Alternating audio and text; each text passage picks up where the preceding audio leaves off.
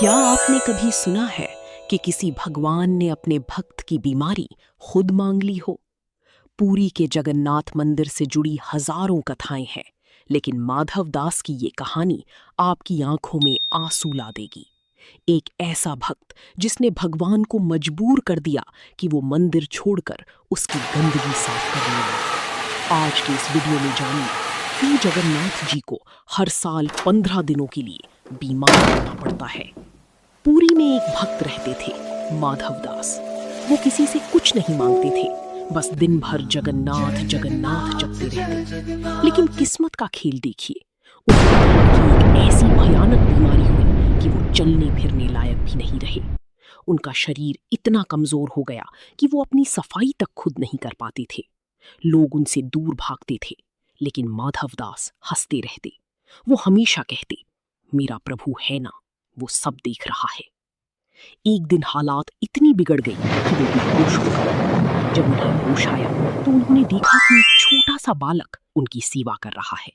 वो बालक उनकी गंदी कपड़े धो रहा था, उनका शरीर साफ कर रहा था और उन्हें बड़ी प्रेम से खाना खिला रहा था।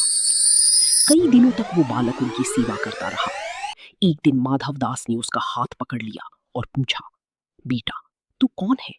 इतनी घिनौनी सेवा तो कोई अपना भी नहीं करता, तू क्यों कर रहा है? उस बालक ने मुस्कुरा कर कहा, मैं वही हूं माधव, जिसे तुम रोज पुकारती हो। माधव दास रो पड़े। उन्होंने देखा कि स्वयं जगन्नाथ जी उनके सामने खड़े हैं। माधव दास ने रोते हुए पूछा, प्रभु, आप तो एक पल में मेरी बीमारी ठीक कर सकते थे, फिर आपने खुद ये गंदगी साफ क्यों की? भगवान ने कहा, माधव, प्रारब्ध और कर्म तो भुगतना ही पड़ता है।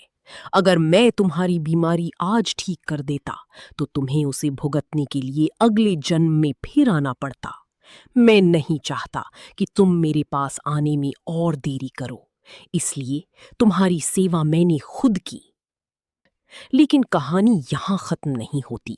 भगवान ने माधव दास से कहा, अब तुम्हारे कर्म के सिर्फ 15 दिन बचे हैं। वो 15 दिन का बुखार और बीमारी मैं अपने ऊपर लेता हूं।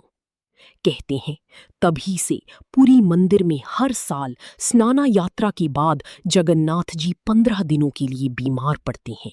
उन्हें अनुसारा में रखा जाता है, पर्दा बंद कर दिया जाता है और उन्हें कड़वा काढ़ा पिलाया जाता है।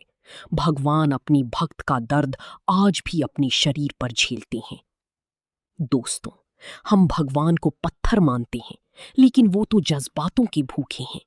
माधव दास की ये कहानी हमें सिखाती है कि जब कोई नहीं होता तब जगन्नाथ होता है।